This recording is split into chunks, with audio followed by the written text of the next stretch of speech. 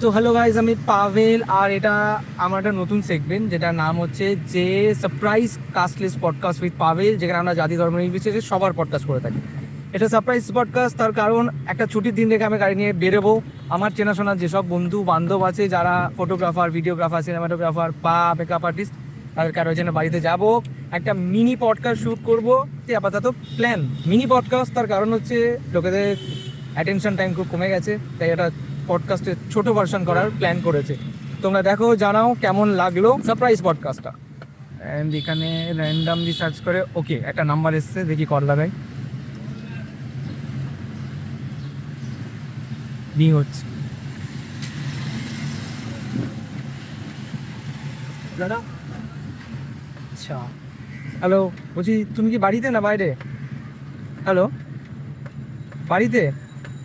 আচ্ছা ঠিক আছে, আমি আসছি, 2 মিনিট ওটা কাজ আছে। ঠিক আছে ঠিক আছে। আচ্ছা, প্রথমজনকে কল লাগিয়েই আর কি পাওয়া গেছে। তো দেখা যাক ফার্স্ট সারপ্রাইজ কাস্টলেস পডকাস্ট তার সাথে কেমন করে। চলো এবার দেখাই আজকে কার সাথে পডকাস্ট করতে এসেছি।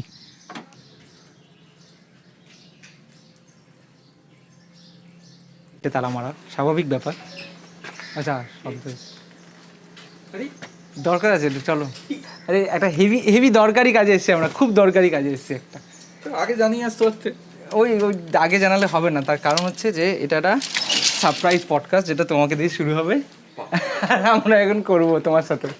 তোমার তারা তো নেই এখন, ছুটি, আজকে তো ছুটি, ব্যাস প্রিপেয়ার তো এমনি হয়ে যাবে। চলো চলো চলো চলো। এটা হচ্ছে জোর করা পডকাস্ট। এটা একটা নতুন সেগমেন্ট যেখানে ছুটির দিনে, হ্যাঁ, তো তোমাকে দিয়ে ওপেনিং হচ্ছে আজকে। একটা সারপ্রাইজ পডকাস্ট, যারা থাকবে ছুটির দিনে তাদের বাড়িতে গিয়ে তাদের সাথে তাদের উপর হামলা। সে অগোছালো বাড়ি, বাঙালিদের বাড়ি একটু অগোছালো হবে। তাহলে সাইনাদের এখানে প্রচুর জুস কোল্ড ড্রিঙ্কস আছে, কারোর যদি লাগে তোমরা এসে তুলে নিয়ে যেতে পারো যখন বাড়িতে থাকবে না। এটা রিহাইড্রেশন থেরাপির জন্য, কারণ যদি গরমকালে মনে হয় এটা যে সব সাইনাদের ছবি, এইগুলো অনেক পুরোনো ছবি। এইগুলোতে নতুন করে বলার কিছু নেই। এগুলো 2014-15 সালের আগের ছবি। আমার নিজের ঘরে নতুন নতুন সব ছবিগুলো টাকা। ঠিক আছে চলো যাই। বাহ, তোমার এই ঘরটার সাথে আলাদা ভাইব আছে, এটা মানতে হবে। তাহলে আমরা শুরু করি পডকাস্ট। ভাই, আমার তো জামাটা পলিটিক্যাল কালারের জামা। একদম পার্টি পাল্টে গেছে। ওকে তুমি তাহলে চেঞ্জ করো না, দেন এটা হোক। একদম একদম একদম একদম 5 মিনিট বসছি, ততক্ষণ তোমার কোল্ড ড্রিঙ্কস খুলে খাচ্ছি। আরে না না, হ্যাঁ সেটা, হ্যাঁ হ্যাঁ। আজকের পডকাস্টে আমাদের গেস্ট হচ্ছে, অ্যাকচুয়ালি আমাদের গেস্ট না, আমি এখানে গেস্ট, জোর জবরদস্তি। সেটা হচ্ছে doctor Sayanabh Saha Biswas. Hello, hi. এইটা তোমার ফ্রেন্ড? এইটা রাইট। এবারে প্রবলেমটা হচ্ছে কি, সারপ্রাইজ পডকাস্টের সময় যেহেতু প্রিপারেশন থাকে না, কোনো স্ক্রিপ্ট নেই, কিছু নেই, আমি নিজে সারপ্রাইজ, আমি কোথায় তাকাবো কি তাকাবো কিচ্ছু জানি না। আচ্ছা, তো ফার্স্টে কি দিয়ে শুরু করবো জানি না। আজকে ছুটির দিন, আজকে ক্যাজুয়াল টপিক, আজকে যা কিছু হতে পারে। তো ক্যাজুয়াল টপিকে আমার যেটা প্রথম প্রশ্ন হবে তোমার কাছে, যে এই যে টিএমসি হেরে গেল, এটা নিয়ে তুমি কি বলতে? এর জন্য আমি জামাটা চেঞ্জ করে এসেছি, পলিটিক্যাল জামা ছিল। এটা কিন্তু নীল জামা আমার, এটা হালকা নীল, তো নীল ঘেঁষা একটা জামা থাকুক। টিএমসি হেরে যাওয়াতে খুশি খারাপ কিছু লাগেনি, কারণ আমাদের এখানে কোনো প্রভাবই পড়েনি। মানে এটা সব থেকে বিনাইন একটা পাড়া, দেখতেই পেয়েছো যখন ঢুকেছো, পুরো রাস্তাটা এমনিই শান্ত থাকে। যখন বাইরে দুর্যোগ নামে তখন এই জায়গাটায় কোনো বন্যা ফন্যা কিচ্ছু হয় না, মানে একেবারে মরে যাওয়া একটা পাড়া। সেই পাড়াতে আমি এখন কাজ করে যাচ্ছি। আমার ব্যাপারে তাই জন্য আর কেউ জানেও না খুব একটা কি করছি, কেন করছি, বেপাড়ার হয়ে গেছে, বেপাড়ার একটা ছেলে। তো যাই হোক, আমি আবার বেশি পলিটিক্যাল যেতে পারবো না, কারণ আমার সব পডকাস্টে পলিটিক্যালি হচ্ছে। এরপর আমি হচ্ছে জেল চলে যাবো। তুলে নেবে, হালকা করে তুলে নেবে। আমরা একটা প্ল্যান করছি যে পডকাস্ট করবো ফটোগ্রাফারদের নিয়ে, যেখানে ফটোগ্রাফি ওরিয়েন্টেড কথাবার্তা হবে, বাট তার বাইরেও কিছু কথাবার্তা হবে। সারাক্ষণ লোকের জ্ঞান শুনতে ভালো লাগে না, জ্ঞান দেওয়ার জন্য মান কি বাত আছে। যাই হোক, সেটা আলাদা ব্যাপার। তুমি বলো, মানে তোমার জার্নি বলো, বা কি খেতে ভালো লাগে। সোম থেকে বৃহস্পতিবার অবধি আমি জিম করি, ঠিক আছে? তো বাদ বাকি শুক্রবার সন্ধ্যাবেলাটা অল্প অল্প জিম করি, শনি রোববারটাতে চিট করি। তো তাই জন্য আমার ডায়েট প্ল্যানটা ওরকম ভাবেই চলে। সোম থেকে কি পুরো বয়েলড ফুড, সোম থেকে বৃহস্পতিবার অবধি আমি বয়েল ফুড, বয়েল খাবার দাবার, ডিম সেদ্ধ এইসব খাই। শুক্রবার দিনকে অল্প বাইরের খাবার দাবার খাই সামনেই দোকানগুলো থেকে। শনি রোববার দিনকে আমি অনেক দূরে চলে যাই, পার্ক স্ট্রিট, সাউদার্ন এভিনিউ, ক্যাফেটেরিয়াতে আমাকে বিভিন্ন লোকজন। বাট খাবারে জিমের সাথে সাথে যদি তারপরে চিট ডে হয়, দেন খাবার ফেভারিট কি খাবার, এরকম কিছু? বিরিয়ানি সব থেকে বেশি ফেভারিট। কোথায় বিরিয়ানি? আমার সেটা বলবো না, সেটার একটা পডকাস্ট আসছে বিশাল বড়। ও, আমি ফুড ব্লগিং এর সেকশনে চলে গেছি, পডকাস্টের তো তাই জন্য এটাও আমার ক্ষেত্রে একটা পলিটিক্যাল ইস্যু যে কোনটা ফেভারিট বলা যাবে না। বাট আরসালান, আমিনিয়া, দাদা বৌদি, প্রচুর যে কোনো any kind of biryani, street biryani, রাস্তার ধারের বিরিয়ানি, ভালো বিরিয়ানি, খারাপ বিরিয়ানি, হায়দ্রাবাদি, লখনৌ, যে কোনো স্টাইল। হায়দ্রাবাদে একটা মাথা যে, আর সাউথ ইন্ডিয়ান ফুড কেমন লাগে? একদম বাজে, একদম। কারণ আমার খুব favourite South Indian food. South ইন্ডিয়ানদের মধ্যে ধোসা ভালো লাগে, ইডলি ভালো লাগে, বাট আমি যখন থাইয়াম কভার করতে গেছিলাম, যেটার জন্য আমি সেমিয়াং এর প্রাইসটা পেয়েছি, থ্যাঙ্কস টু সেমিয়াং। তো সেই প্রাইসটা পাওয়ার সময় যখন আমি পায়ান্নুরে ছিলাম, তখন 5 দিন টানা ওদের ওই সাউথ ইন্ডিয়ান ডিশ খেয়েছি, এবং that was the worst experience. একটা কারি পাতা, তার সাথে ইলিশ মাছের মতন খেতে একটা মাছ, এবং তার সাথে ভাত, যে ভাতটা সেদ্ধ হয়নি, এবং তার সাথে হচ্ছে নারকেল। এইটা দিয়ে দুপুরবেলার একটা খাবার সার্ভ করা হয়েছিল আফটার 24 আওয়ার্স অফ শুটিং। তো সেটা খাওয়ার পরে ট্রমাটাইজ রয়ে গেছি যে এবারে গিয়ে তো খেতে হবে। থাইয়ামের কিছু স্টোরি বলো, যারা যেতে চায়, বা কি প্রসেস বা কিছু তুমি কি ফেস করেছো, কেমন এক্সপেরিয়েন্স কিছু শেয়ার করো। থাইয়ামটা অ্যাকচুয়ালি প্রচন্ড এনার্জেটিক একটা প্রোগ্রাম। ওই রিচুয়াল, মানে এটা কখন হয়, ইয়ারে কখন হয়? এটা শুরু হয়ে যায় মোটামুটি জুলাই আগস্টের টাইম থেকে। একটা থাইয়াম ক্যালেন্ডার বলে জিনিস পাওয়া যায়, সেই থাইয়াম ক্যালেন্ডারে কি কি টাইপের থাইয়াম কোথায় হচ্ছে, কিভাবে হচ্ছে, সেইগুলো পুরো ডিটেলসে দিয়ে রাখা থাকে। এবং মানুষজন যদি একা যেতে চায় সেটা অবশ্যই পারতে পারে, যে কেউ পারে সেই থাইয়াম ক্যালেন্ডারটা ফলো করতে পারে। এবং সেখানে স্পেসিফিক্যালি মন্দিরগুলো মেনশন করা থাকে, ওরা মন্দিরটাকে আলাদা ওদের লোকাল ল্যাঙ্গুয়েজে কাবু বলে। এবং কেউ যদি নিজে একা একা ট্রাভেল করতে চায় তাহলে তারা সেখান থেকে ইনফরমেশনটা নিয়ে যেতে পারে। কিন্তু প্রবলেমটা হচ্ছে কি, ওখানে ম্যাক্সিমাম মানুষ গ্রামের মানুষ, তো ইংলিশ এবং যে অন্যান্য লোকাল কলিকুয়াল ল্যাঙ্গুয়েজ খুব একটা বেশি কমফোর্টেবল না। তো সেক্ষেত্রে একজন লোকাল গাইড রেখে দেওয়া ভালো। তবুও যদি সে মনে করে থাকে যে সে পারবে বা সে কনফিডেন্ট, তাহলে তারা যেতেই পারে। ওখানে কি হোটেল ওদের ওখানের একদম সব থেকে ভালো হয় যদি কাবুর সামনে কোথাও থাকা যায়। আমরা অ্যাকচুয়ালি ব্যাঙ্গালোর থেকে পুরো নাইট জার্নি করে পায়ান্নুরে একজনের বাড়িতে ছিলাম, এবং তিনি আমাদেরকে গাইড করতেন, এবং তিনি প্রচন্ড ভালো গাইড, এবং তিনি আমাদেরকে বলে দিতেন কোথায় ভোরবেলায় শ্যুট হবে, কোথায় দুপুরবেলায় শ্যুট হবে, এবং তিনি আমাদেরকে গাইড করে করে বিভিন্ন জায়গাগুলো নিয়ে গেছেন। আর বলো থাইয়ামে এই যে প্রাইজ নিয়ে বললে, আমি এইমাত্র দেখলাম তোমার ঘরে থেকে, আমি আগেও দেখেছি যে এক গাধা তোমার এত প্রাইজ আছে। এই প্রাইজেরটা কি, মানে হঠাৎ করে একটা আমাকে বলো, হঠাৎ ফটোগ্রাফিতে আসার প্ল্যান কি? তোমার প্রথম থেকে ডাক্তারি প্ল্যান ছিল? হ্যাঁ, তো মানে ওই ওয়াইজই বড় হওয়া একদম। আচ্ছা, দেন পড়াশোনায় খুব যে ভালো ছিলাম তা নয়, মোটামুটি ভালো ছিলাম। ক্লাস 11-12 দেখলাম আমার পড়াশোনা যদি না করি তাহলে লোকজন বলতো যে ইতিহাস ভূগোল নিয়ে পড়তে হবে, আর ইতিহাস ভূগোল আমার সব থেকে অপছন্দের একটা টপিক ছিল, যে সায়েন্স তো পড়তেই হবে। তো 11-12 কোনো রকমে সায়েন্স নিয়ে আমি ঢুকেছিলাম, কিন্তু বুঝতে পারিনি যে সায়েন্সটাই এত বেশি ভালো লাগবে।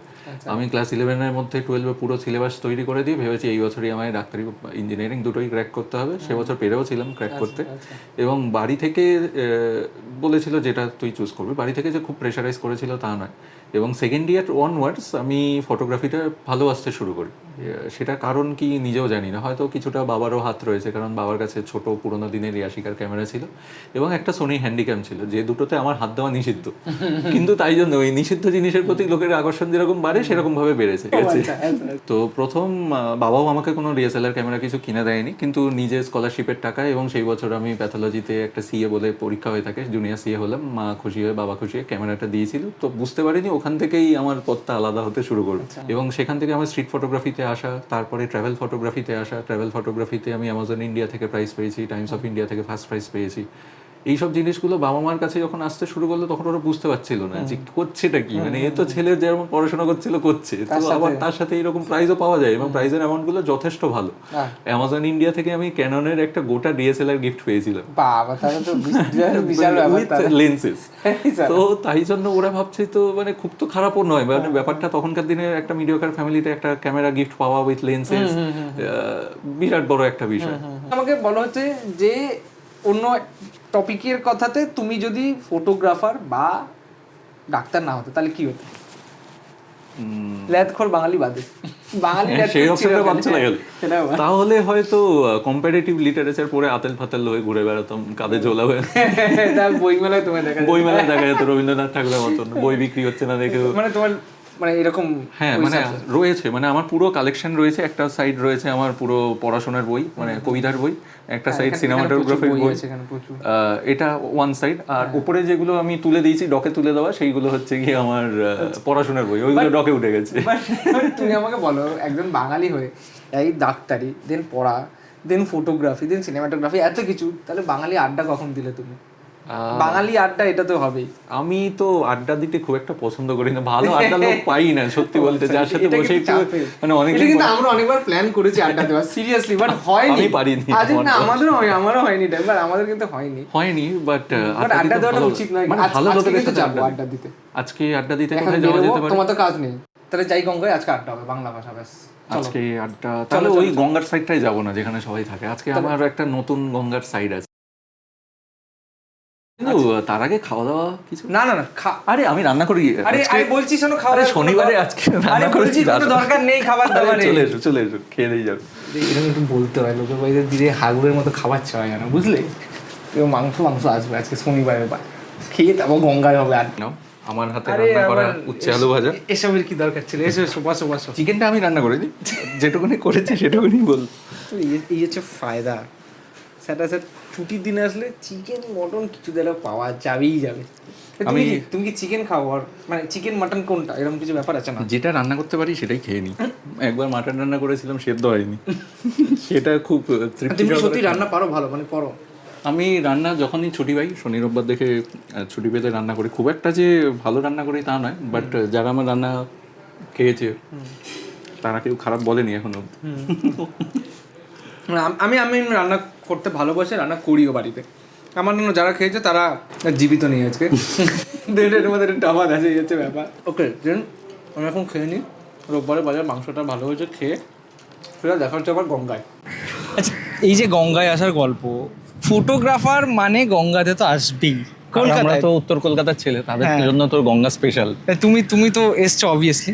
হ্যাঁ, আমার গঙ্গার অনেকগুলো জায়গা ফেভারিট, তার মধ্যে এই স্পটটা খুব ফেভারিট, তার কারণ এরকম খোলা, এরকম ফাঁকা জায়গা। এই স্পটটা এবার গেল, তাহলে এই স্পটটা এবার যদি কেউ যদি খুঁজে না পায় তাহলে আলাদা ব্যাপার, আদারওয়াইজ অনেকে জানে, বাট এই জায়গাটা অ্যাটলিস্ট ওই ক্রিয়েটার্সরা আসেনি।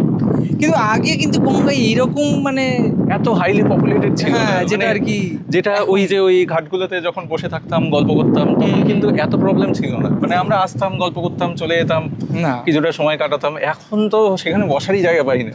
বাট কলকাতা নিয়ে তোমার কি মনে হয়? ফটোগ্রাফি তুমি আগে করেছো, এখন কি চেঞ্জ হয়েছে?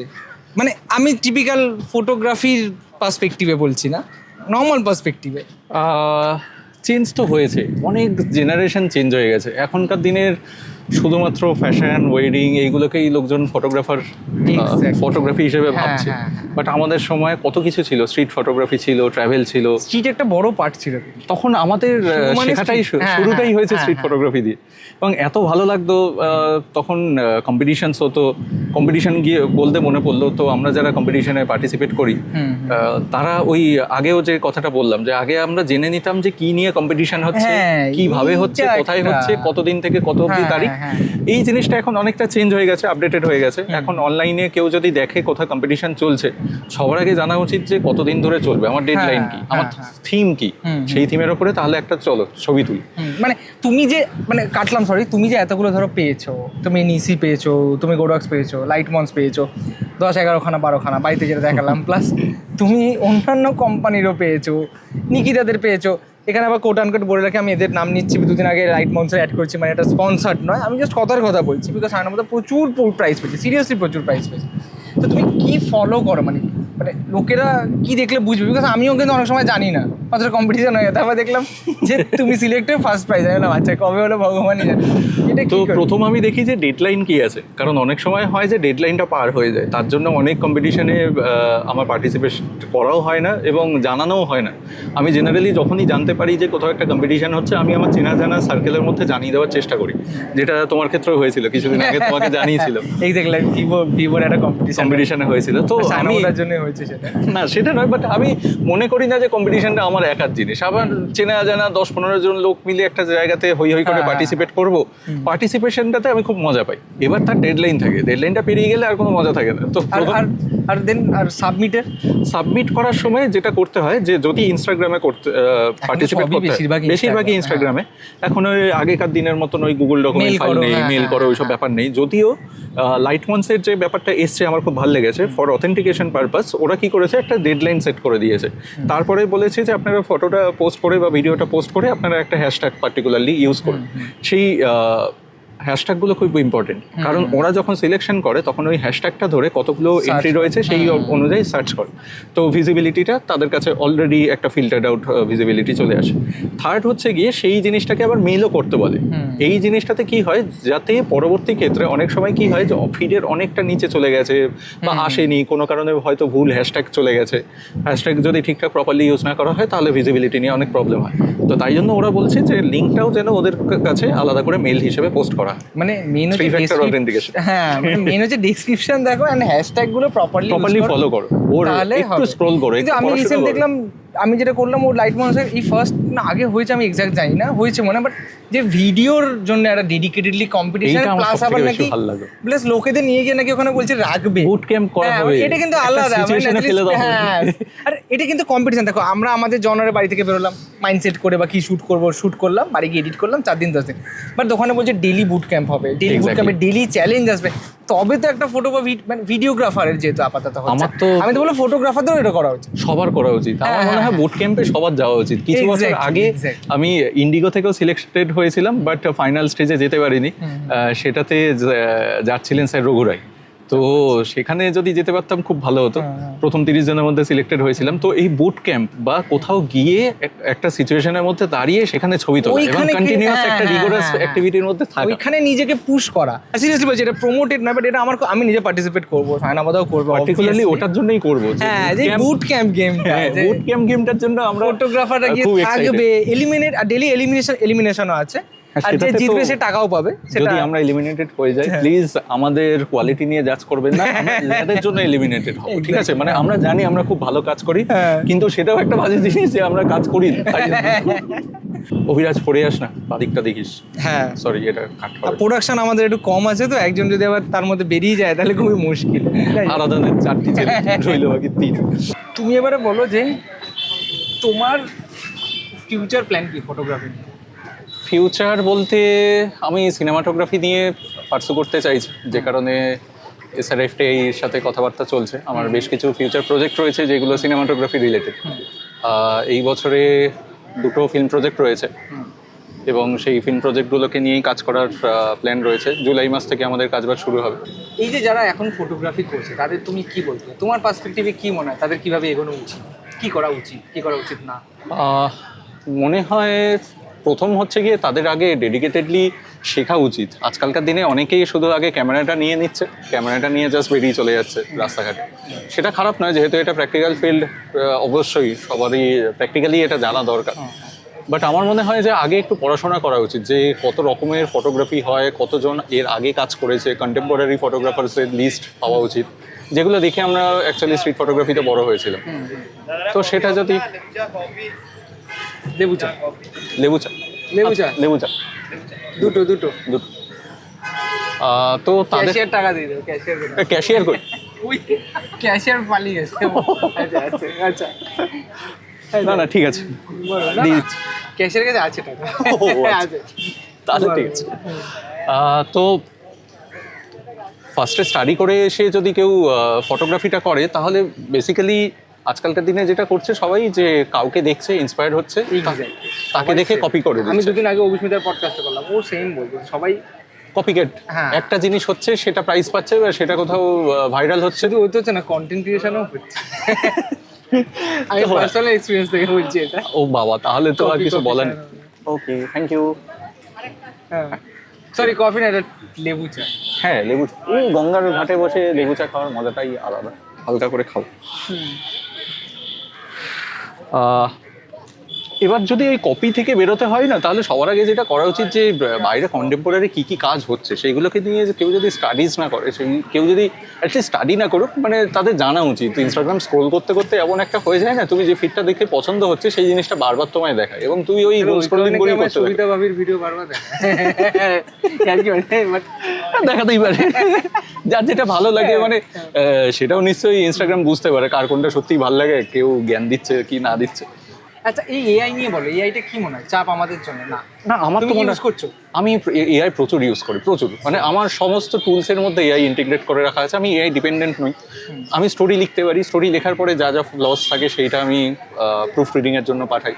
আমার যখন স্ক্রিপ্ট তৈরি হয়ে যায়, স্ক্রিপ্টটা যখন আমি বড় প্রডিউসার বা কারোর কাছে পাঠাই, সেটা আমি কারেকশন করি। কাইন্ড অফ সাপোর্ট আমার কাছে বিরাট বড় সাপোর্ট। মানে এআই কখনো আমার মনে হয়নি যে আমার কাছে থ্রেট। মানে আমার কাছে বেশ ভালো একটা ভিজুয়াল এলিমেন্টসের জন্য তো ভালোই, সাউন্ডের জন্য ভালো, সমস্ত কিছুর জন্য আমি এআই নিয়ে সারাদিন ধরে বসে কাজ বাজ এআই করি। নিয়ে একটা যে বিশাল বড় এখন একটা যে না, আমার মনে হয় এআইটাকে অ্যাডাপ্ট করে নেওয়াটা বেটার। কারণ ফটোশপে যখন এসেছিল, ফটোশপ যারা ফটোগ্রাফার না, তার বদলে যারা ডিজিটালি কাজ করছে তারা নাকি ফটোগ্রাফার, এটা নয়। মানে এই লড়াইটাকে ছেড়ে দেওয়াই ভালো। কারণ এআই যদি পেরে থাকে, এআই যদি সুবিধা করে দিয়ে থাকে, তাহলে আমরা তো আরো বেশি করে কাজ করবো। তাহলে তো কম কাজ করার মানে কাজ হারিয়ে যাওয়ার তো কোনো মানেই হয় না। আমার তো তাই মনে হয় যে আরো বেশি করে কাজ করবো। হ্যাঁ, আর আমার যে এই কাজ হচ্ছে, তুমি এটা নিয়ে কি বলতে চাও? কি ইমপ্রুভ দরকার, কি ইমপ্রুভমেন্ট না বাজে?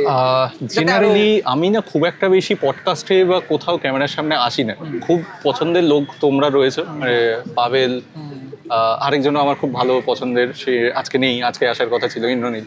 তো তোমরা মিলে যে কাজগুলো করছো কন্টেন্ট ক্রিয়েশনের জন্য, এবং ইন্দ্রনীল আমাকে খুব বকাবকিও করে যে কেন করছো না কন্টেন্ট ক্রিয়েশন নিয়ে। এটা আমিও নীলকে বলেছি। হ্যাঁ, সবাই আমাকে বলে কিছু আছে, বাট সায়নামদার কন্টেন্ট ক্রিয়েশনটা করতেই পারি না। তো থ্যাঙ্কস টু ইউ যে আমাকে একটা প্ল্যাটফর্ম দিলে যেখানে আমি বলছি, মানে অ্যাটলিস্ট বলাটা, মানে ফার্স্ট গিয়ারে গাড়ি চালাটা খুব দরকার।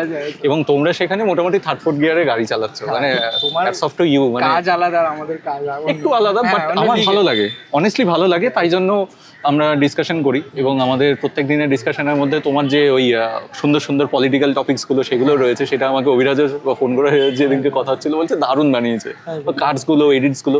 আমরা ভালো কাজ দেখি, বাট হ্যাঁ, মানে আমার ক্যামেরার সামনে আসা হয় না। তোমরা যদি একটু তাহলে হ্যাঁ ভালো হবে, মানে তোমরা এই কনফিডেন্সটা বুস্ট করতে থাকো এবং তোমরা এই কাজটা কন্টিনিউ করে যাও। মানে কে কি বলছে না বলছে, কে কি আছে না আছে, আমি যতটা হেল্প করতে পারি অবশ্যই করবো। আরো ভালো ভালো রিচ করানোর চেষ্টা করব। এবং তোমাদের লাইকস ফলো নিয়ে তো তোমরা ভেবোই না, তোমাদের প্রচুর ফলোয়ার্স ভাই, তোমাদেরকে আরো আছে।